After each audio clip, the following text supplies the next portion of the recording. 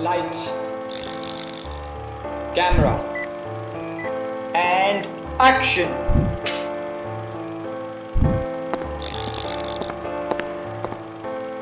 Cut.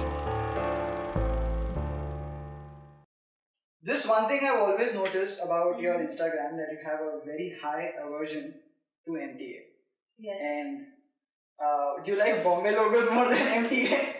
Yes, I do. In fact, I love Bombay locals. I mean, as much as I have, I love Bombay locals. It's period. Bombay locals are the, because you know, when I go on the what I like the most is when I'm standing there on the station, as crowded as that thing is, I don't have to wait for more than 3 minutes. At least when I was there in Bombay, more than 3 minutes I've never had to wait. Train will come, ye train nahi gayi, next train will come, this will not, like, and then you had fucking indicators that will tell you where the train is, what time it's going to come. There's a fast train, I feel like it's, I don't know, Bombay local is so much better than MT. And also Bombay local as a character, no? There's like Machi Wali, there's Sabzi Wala, there's first class, there's first class, there's ladies, there's gents, but then ladies can go into gents at some point. Gents cannot go into ladies, and then, you know, there's poking business, and then I remember those times, you know, it used to be fun, like I had to keep my bag.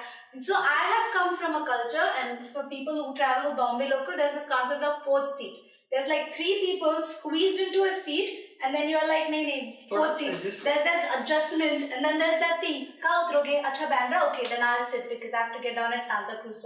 You get up and you know, all those things. Jugaads. And here there's like this air-conditioned local people sitting with like their legs apart, and I'm just like, dude, just stop. The only difference is the MTA is air conditioned, I guess. Otherwise, everything else, I think I will rate Bombay rain. Higher.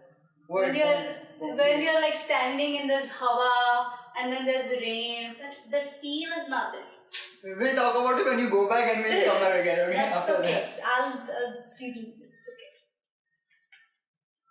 Now, with choreographies, the next question is more focused on your thought process behind a choreo. Simple steps but a different technique is good, या complicated steps जो लोग उसको समझने में they take time, like a dancer's one. What a step that you've done! I couldn't even imagine. That's such a hard step. That is a higher rating, or oh wow, that's an unconventional idea of doing something very simple. I feel like it depends on what the purpose is. Again, if this is a competition, then I'm not going to go for simple steps. Then there's going to be a different approach to choreography. But sometimes if I'm in a class, or if it's a performance, or if it's like a inspirational piece, then there's a different approach. So it really depends on ki kaha performance hai, kya gana hai. One thing there's 2 things that I focus in my choreography. One is that according to me, dance is a language of it's communication in itself. So there's always a story. No matter what performance I do, stage pe hai, complicated hai, nahi hai, jo bhi hai, there's always a story. And my entire struggle in whatever I do is to make sure that the person watching me knows what the story is. So as long as for me, personally, when I see something, if your story has reached me, then I'm satisfied. Then I don't care how difficult the dance is. For all I care, you're just standing there staring at me, and that's enough. Yeah, it is. So that is like very important to me, to get your story across. Through a performance art.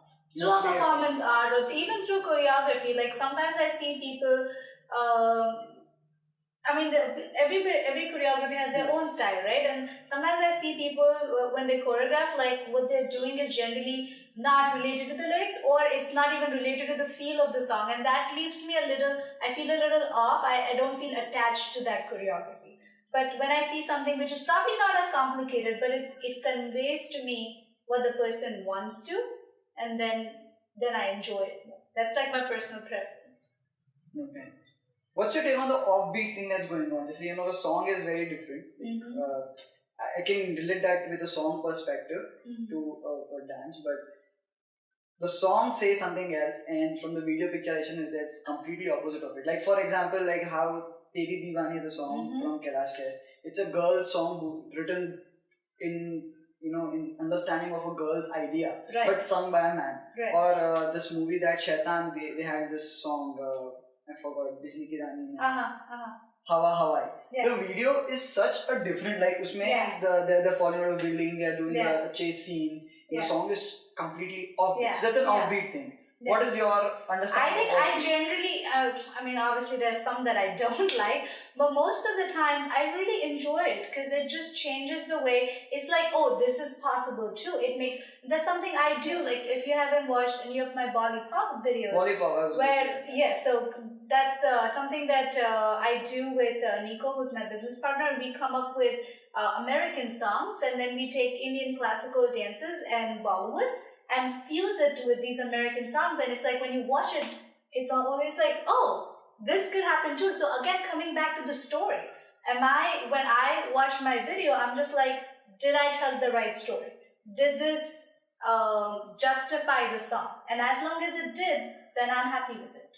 How was your experience on the Late Show with Stephen Colbert? How did that happen? But how was the experience? Oh, it was. So Akram Khan, who is a brilliant choreographer, performer from the UK.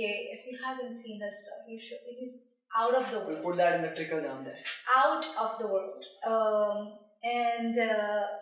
happened to work with him on Monsoon Wedding, which is the upcoming Broadway musical, for like 10 days. And what a humble person. But I can go on and on about him. That could be a different episode. He's just great. But so he is really good friends with Riz Ahmed, who is the actor-singer of the song. And Riz was coming to New York to present on Stephen Colbert, and then Akram sir, he called me and he asked me if I would be willing to help him out because they were looking for a dancer in New York, and I was like, of course. Why will I say no to this? There is no reason. And that's how that entire thing turned out. They got in touch with me, we had a lot of back and forth, and yeah. That happened. And how was that experience being on a live show in such a big audience? Oh my God. Firstly, I love Steven and I love Riz. But to be very honest, when I was working with Riz, I didn't know how big he is. I knew he was big, I just didn't know how big.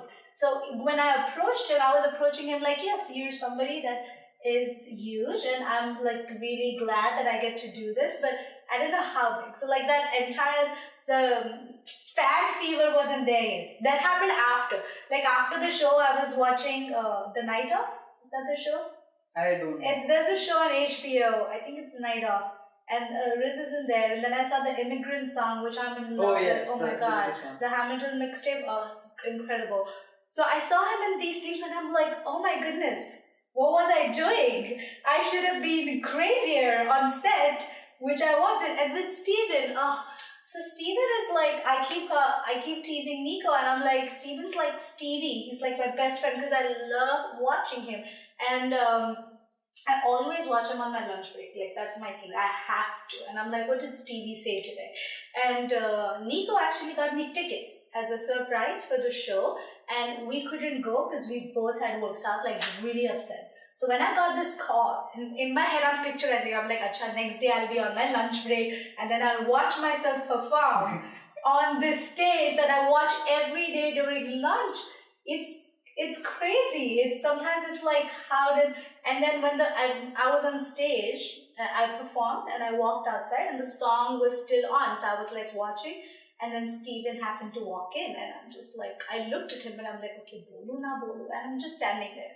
And then he came up to me. You're like, Palak. I wish. And then he came up to me and he's like, hi, I'm Stephen Colbert. And in my head, I'm like, you need to introduce yourself. And I was just like, hi, and Swara, and nice to meet you. All of that happened. And then he left because he had to edit. And that was it. And I just didn't want to wash this hand for the day with the hygiene purposes. I had to, but if I had to meet him again, super fan moment. I was just like panting. But very rarely do I have fan moments, honestly. But it's just incredible. I was so happy. So happy. Last question, Swara. What are your new upcoming projects? Well, the thing that I'm most excited about is our workshop tour. It's called Kamaria, and it's an women empowering workshop. Not that men cannot do it. Any kind of empowering workshop. And what we do is we take Western concepts and we take Indian dance styles and fuse it with it. So we're doing Bolly Heels and item songs. And it's so far it's going great. I have a lot of fun doing it. We did a bunch of workshops in New York, a lot in New Jersey, and we have upcoming workshop in Boston and LA. Those are our next stops. So yeah, and then there is working on this dance competition. It's supposed to be it's a televised dance competition. That's all I can tell you right now because things are not finalized, but they will be out soon. Good luck. That's great, and thank you for coming up on the show. I'm glad you actually showed up. No, thank you for having me. I know we were going back and forth a lot with our schedules. Everything is crazy, but thank you for doing this. I had a great time, and guys, please support new talents and new channels. The channel is JokerFace Entertainment. And Instagram handle is JokerFace Films. Perfect. Do not ask me why. He will tell you why. But I think this is a great initiative that you have. We invite people and talk to them, and there's something we both learn from each other, and there's something that the audience takes away from it. Yeah. So it's great. Thank you. Thank you for doing this. Subscribe. JokerFace. Subscribe. Swarali. Take it easy. See you. Sayonara. Adios. Bye.